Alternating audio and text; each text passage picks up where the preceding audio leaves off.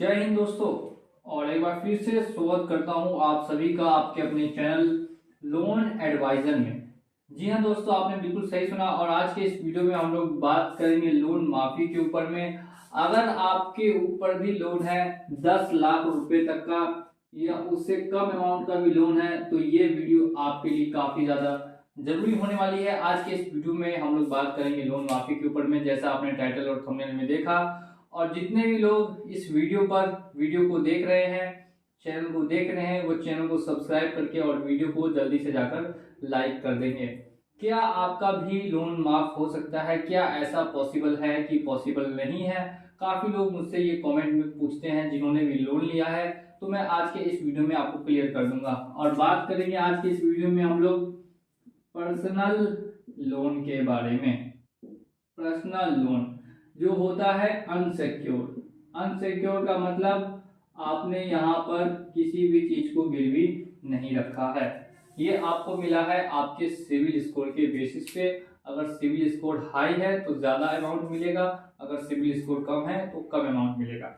Civil के basis पे मिला है आपको ये पर्सनल या अनसिक्योर लोन। भले ही आपने एनबीएफसी एप्लीकेशन से लिया है या फिर बैंक से लिया है या फिर क्रेडिट कार्ड यूज किया है, ये सभी के सभी होते हैं अनसिक्योर लोन।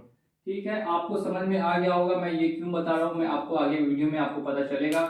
इसके बाद नेक्स्ट स्टेप पे आते हैं कि आपके ऊपर है 10 लाख का लोन। ठीक है, आपने किसी भी 3-4 कंपनी से पैसा उठा लिया और अब आप लोन वापस नहीं दे पा रहे हैं। ये पैसा कहाँ लॉस होता है?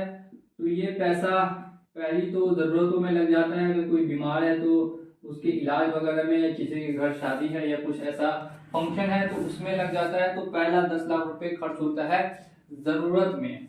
और दूसरा देखिए, दूसरा खर्च हो जाता है आपको फ्रॉड में।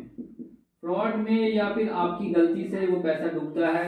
आपको ऑनलाइन सपने दिखाए जाते हैं कि आप अमीर बन सकते हैं, आप बहुत ज्यादा पैसा कमा सकते हैं, आप शेयर मार्केट में पैसा लगा सकते हैं, और इस तरीके से आपका जो भी पैसा है वो पूरा का पूरा डूब जाता है।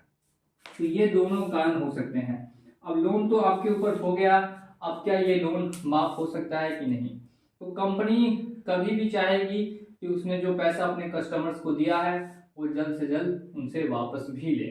अब वो वापस लेने की प्रक्रिया में आपको कॉल करते हैं, मैसेज करते हैं, आपको नोटिस भेजते हैं, आपके घर रिकवरी एजेंट भेजते हैं, और ऐसे कई स्टेप्स लेते हैं जिसके बारे में बहुत सारे वीडियोस ऑलरेडी मेरे चैनल पर है। तो मैं उनके बारे में डिस्कस नहीं करूंगा, मैं सीधे आता हूँ मुद्दे पे, और मुद्दा है लोन की माफी।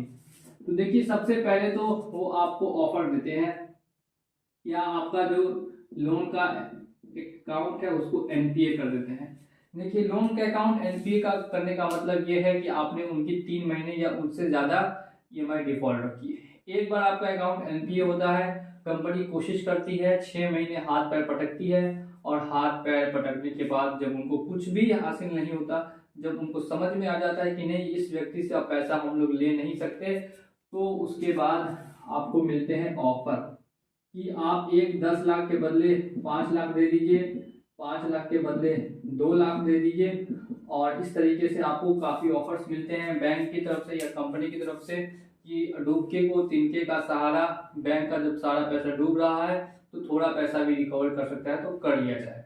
तो ऐसे ऑफर्स आपको कहीं मिलते हैं। आपने इन ऑफर्स को भी ठुकरा दिया, आपने बिल्कुल भी लोन नहीं दिया, आपके सिविल में शो होगा रिटर्न ऑफ 2 साल, या जिनका 2 साल से ज्यादा डिफॉल्ट होता है उनके सिविल में ये लिखा के आता है कि उनका जो लोन है वो राइट ऑफ कर दिया गया है।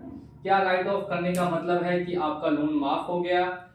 तो मैं बता दूं, राइट ऑफ करने का मतलब है कि बैंक ने अपने अकाउंट से आपका जो स्टेटस था वो अब हटा दिया है, ताकि उनका जो एनपीए रेशियो है वो कम से कम कर सके। अगर बैंक ऐसा नहीं करेगी तो इनका एनपीए बढ़ेगा, एनपीए बढ़ेगा तो जो शेयर मार्केट में जितने भी बैंक लिस्टेड है सबके सब बैंक्स के शेयर गिर जाएंगे। इसीलिए एनपीए रेशियो घटाने के लिए इन्होंने आपका लोन कर दिया राइट ऑफ। राइट ऑफ करने का मतलब है अब कंपनी ने आपका बैंक से अपना जो भी आपका अकाउंट है वो हटा तो दिया, लेकिन इसका ये मतलब बिल्कुल भी नहीं है कि बैंक आपका पूरा लोन माफ कर चुकी है। आपकी कंडीशन अभी खराब है, आप भले ही पैसा नहीं दे रहे और जिंदगी भर जब आप पैसा नहीं देंगे तो बैंक आपके साथ कुछ भी नहीं करेगी, लेकिन लेकिन लेकिन वो आरबीआई में रिपोर्ट कर देगी आपके सिविल के बेसिस पे कि आप एक डिफॉल्टर हैं, आप एक डिफॉल्टर हैं। आप जिंदगी भर पैसा नहीं देंगे तो आप जिंदगी भर के लिए आरबीआई में डिफॉल्टर कहलाएंगे। और अगर आप ज़्यादा बड़ा ट्रांजेक्शन करते हैं लाखों करोड़ों रुपए का, या फिर एक चीज़ और ध्यान रखनी है, फ्यूचर में लोन लेने जाते हैं तो आपको लोन वहां से नहीं मिलेगा।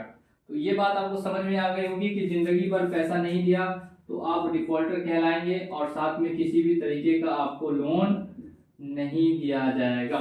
या बड़ा ट्रांजेक्शन करते हैं लाखों करोड़ों रुपए का तो उस पर रोक लगा दी जाएगी। तो हमेशा याद रखें, अगर लोन लेते हैं और लोन नहीं दे पाते हैं तो ये सभी स्टेप्स आपको मैंने बता दिए। अगर आपको दिक्कत आ रही है तो आप जाके चेक कर सकते हैं, फिर से वीडियो को देख सकते हैं।